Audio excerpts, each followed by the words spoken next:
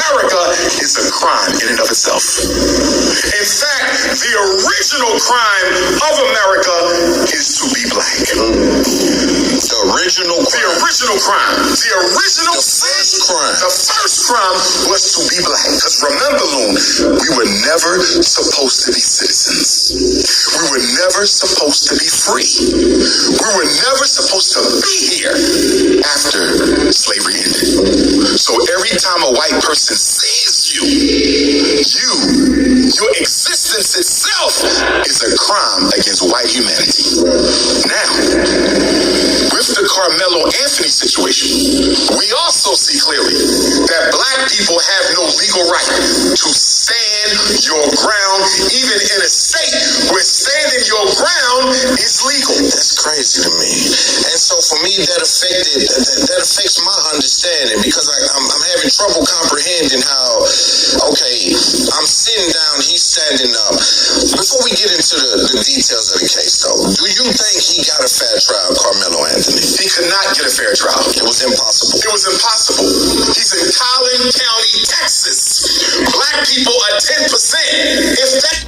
Another thing, do you know this trial was going to even attempt to be fair? Why would there be no black jurors? For the trial to even... The Constitution says you're supposed to be tried by a jury of who? Your peers. They had a jury of all whites. Every man was on Asians, one Arab. Now, I want to say this to Black America, multiculturalism died with Karmelo Anthony's conviction. Multiculturalism died with Karmelo Anthony's conviction. And the reason I say multiculturalism died with Karmelo Anthony's conviction is because if non-white people of color gave a damn about us, Karmelo wouldn't be in jail. Asians don't care about you. Arabs don't care about you. Latinos don't care about you. If they did, Loon, why is there no difference in the outcomes when they are asked to weigh in on the guilt? He was stabbed in the chest as well, and he lost his life. Give me a take on that, though. First of all, did you see that as self-defense, as far as the scenario of him being in someone else's tent during a track meet? They asked him to leave politely. Him saying, you're going to make me leave, or whatever witnesses said, he said. And then, of course, the young Metcalf kid pushing him. That's where I lose a sympathy for the Metcalf young man who deceased, because my thing is, what was he causing by being under the tent? Number one, it's for a school, you don't own that tent. Number two, why you had to put your hands on him? If that's the case, if we go around, me and you go around to Walmart and go grab people down, I'm gonna go to jail for assault. Or somebody's gonna feel like they gotta stand their ground and defend themselves for me pushing them or touching on them. So I looked up Texas law, where I think it's 5.5 or something, but because I remember like in prison, and we got caught with a 6-inch shank or better. We was going to the outside court. That's considered a weapon. Yeah. 6 inches or better. So what he had wasn't even much a weapon. Yeah, less than 5 inches. Right. You know what I'm saying? So when Metcalf grabbed him, then they say he had bruises on his feet. They didn't show it. I just feel like he didn't get a good deal, a fair trial. It was a whole racial profile. It just was all bad for him, because you got white or Asian, maybe Latino jury, and you got to see, people don't realize this. That town you're in is so racist, and you got the people out there that's racist, that's yelling. You got the blacks out there too that's hooping and hollering too, but what happens is people see who the jury is. So if you come back with a not guilty verdict, we gonna target you. Them people civilian, them people want a problem. Yeah, they are civilians, are they? Because I would love someone to talk to each one of them jury one at a time and ask them, do you really feel like he was guilty? Let's reverse the role. Metcalf black, Anthony white. Yeah. And Metcalf stabbed Anthony. We wouldn't be having this conversation.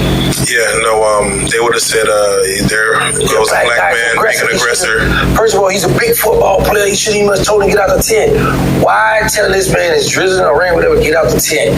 That's not your tent. Why you even must bother that? Who will? And if you don't like it, get to stepping because it ain't gonna stop. Now run the tape. Now you killed that child. He fell. Yes. He fell on him. And this is the clip. And he had that in his hand. It's like a little tool like this, like a screwdriver. So he was Completely, because you're allowed to have that tool as a track athlete to tighten up your cleats. Yeah. Okay. He had it in his hand. And the other kid fell on mine. I saw him.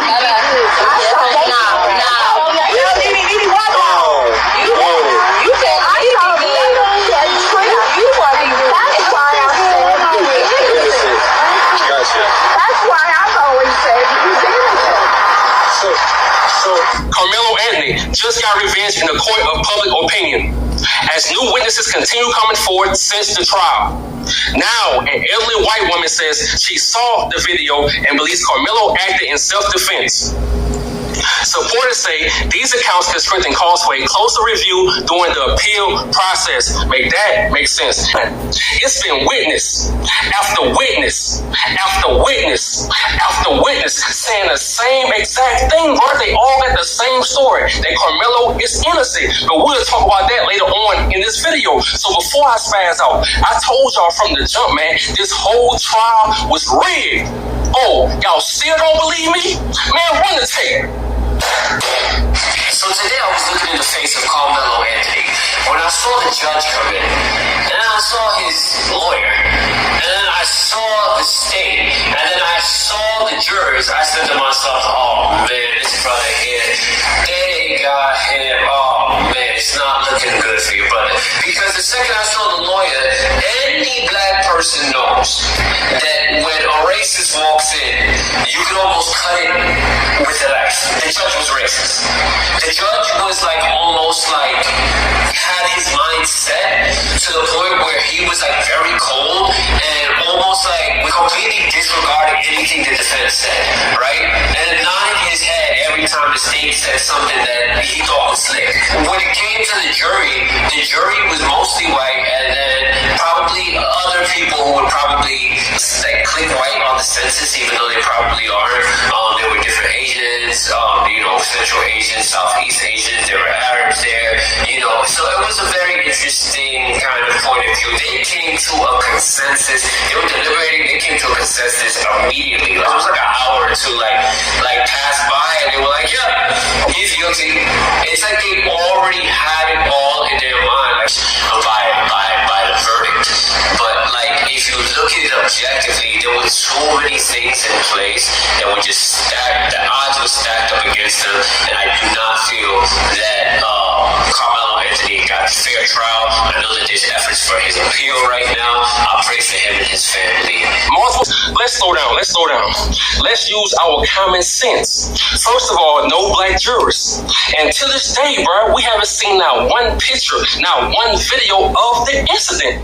The trial took 7 days, and every single day it's a new witness saying the same exact thing, bro, that Karmelo is innocent. I can go on and on, man.